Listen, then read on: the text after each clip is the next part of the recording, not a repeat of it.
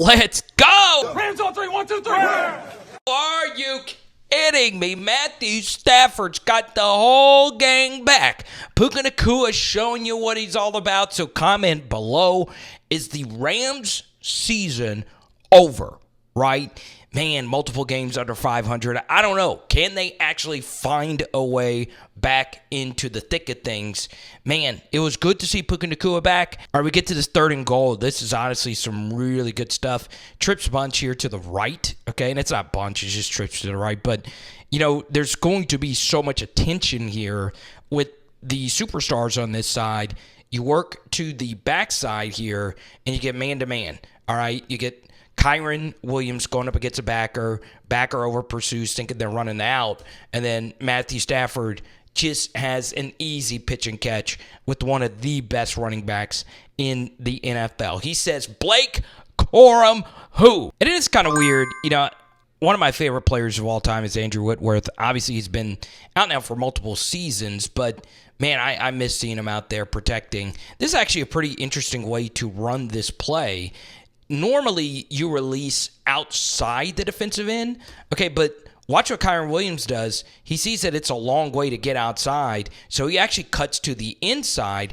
It wouldn't shock me if at first he was actually running an out here, and then he was like, okay, this guy's just over pursuing.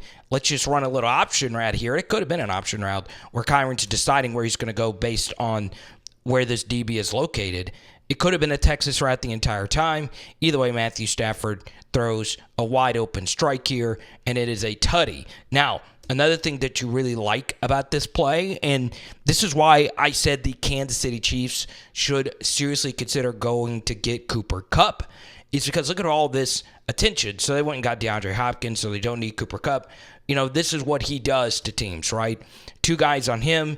It's going to give some easier matchups for other guys, including Kyren Williams, and it is a tutty, babe. Man, it's hard to not root for Kyren Williams, right? So much is made of the running back position being just pure athleticism, right? And obviously Kyren didn't really test all that well, but you do love this block to the left side. That really springs Kyren Williams, and so all he has to do on the stretch handoff is just, well, run to the open space, right? This is really well blocked down the field, and Kyren, of course, is just reading where these defenders are, and it was good seeing this Rams offense back to where they expected it to be this season, right? This team could have been pretty daggum good.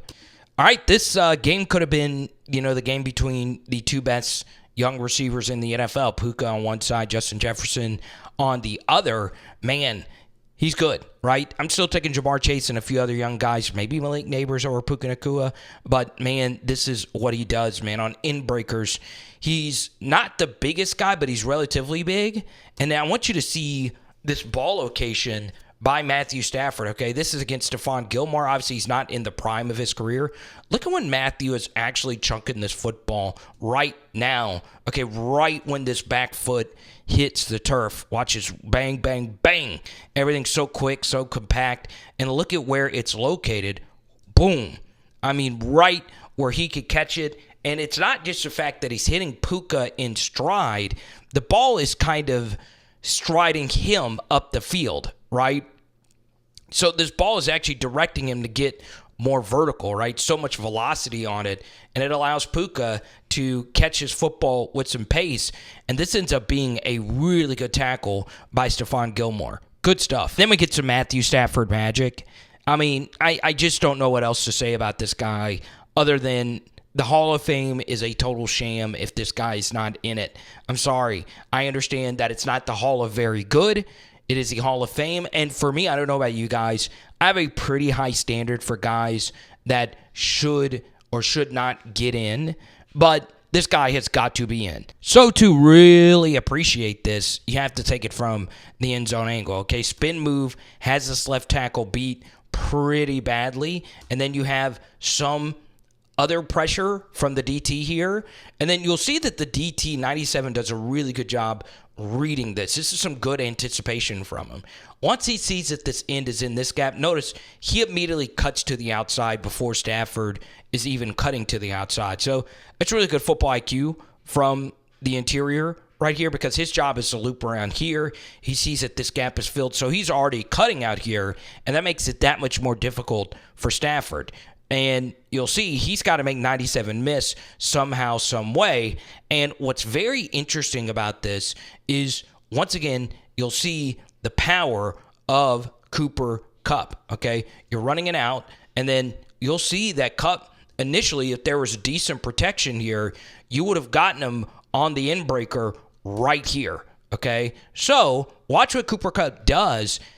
He eventually gets open for Stafford. We'll get back to Kupp in just a second, okay? So watch Matthew Stafford here versus this DT. This is really freaking impressive stuff. Stafford, not known for elusiveness. He bends down, makes himself small for this DT, then immediately gets up, and instead of running, we know he's not going to run, he immediately is looking downfield for Cooper Kupp, okay? Tight end is already saying, hey, touchdown. He sees it. All right, you see, he's not even done. That's a good called shot right there. Before we get to the throw, let's celebrate Cooper Kupp right here, okay? So immediately he sees Stafford's in trouble, and he sees that the DB's momentum is going this way.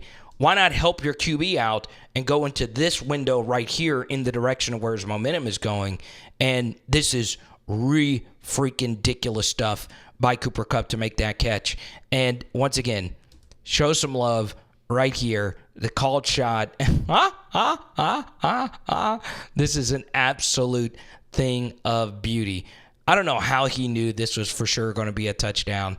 Look at that. That is redonkulous. I love watching this Rams offense. It's really good stuff. Here we go. It's 3rd and 9. And, man, once again, it's more Stafford magic, baby. How can you not love this guy? You get really good protection. And look at this freaking throw. Are you kidding me? Matthew Stafford finds Puka Nacua, but the catch is even better than the throw. Right foot in, left foot in, while getting his head dismantled on the turf, right? And look, he's doing this in front of the best assistant coach in the NFL right now, freaking Brian Flores. Take a look at this, all right? Man, this is a very physical hit because Gilmore has to bat this thing loose. He presses him right into the ground. Helmet smacks on the turf, and Flores witnessed this going incomplete. Wow, what a catch. So it was a good night for the Rams offensively, especially to start this game. But, man, there were just a lot of these 3rd and 6s, right, where you're getting behind the sticks. And, you know, when you're having to complete a lot of these 3rd and 6s, you got to be perfect, right? The Vikings overall did a good job not giving up explosives. They did give up a big Puka Nacua screen that we didn't show you. But, man, Stafford's mechanics are a little off. It looks like his base is a little narrow here. So please, quarterback coaches, feel free to correct me on this. And he's kind of fading a little bit on this throw, and it sails on him. Man, he had his guy, D-Rob, wide open, and this is just an easy pick for Byron Murphy, a guy that's been in the league for a while. So we get to here, and, man, this is, once again, why Puka Nacua is so important to this offense, right? You have, obviously, Cooper Kupp on one side. He draws so much attention, and with Puka back into the lineup, you get a super clean pocket and an in-breaker. He's wide open. Stafford puts it right on him. And Puka Nacua in his first game back from an injury is over 100 yards in. Let's give out a card of the GOAT. All you have to do is tag me on Twitter at Card of the Power and at No Offseason Pod. So comment below, do you believe this Rams offense fully healthy as a top 5 offense in the NFL? Man, I would like to think that they are. And honestly, you know, I understand up front they're not anything special, but, you know, I heard Jon Gruden on with PFT and Big Cat on Pardon My Take. You know, I'm watching the Rams. No disrespect to the Rams. I've been watching them all morning. They're in 11 personnel the whole game. They never have a fullback. No 2-back sets. How the hell do you go through a game, short yardage? But, man, the thing about Puka Nacua being back into the lineup is it gets Demarcus Robinson back into this number 3 role, right, where he really feasted towards the end of last season. And I want you to watch what he's able to do. If he gets these matchups, all right, these one-on-ones, watch him at the snap get this corner off balance, okay? So he's already beaten. And Stafford sees it. He gets a good, clean pocket. Either way, he's playing quick. The good thing about a go ball in the red zone is that it's quick. That's some really good hand fighting right there from D-Rob, and he makes a really difficult catch after a good release at the line of scrimmage. So let me know what you guys think. Obviously, it was good seeing Stafford back, and this is never a good sight if you're a DB. Somebody call Patrick Peterson, man. That's my guy, PP7. Get him out here, because you're never going to see him in this spot. I mean, look at Uno. You're wondering how I got here. That's a thing of beauty, okay? It is Power Hour NFL. Boom. And tonight, we are doing jalapeno poppers.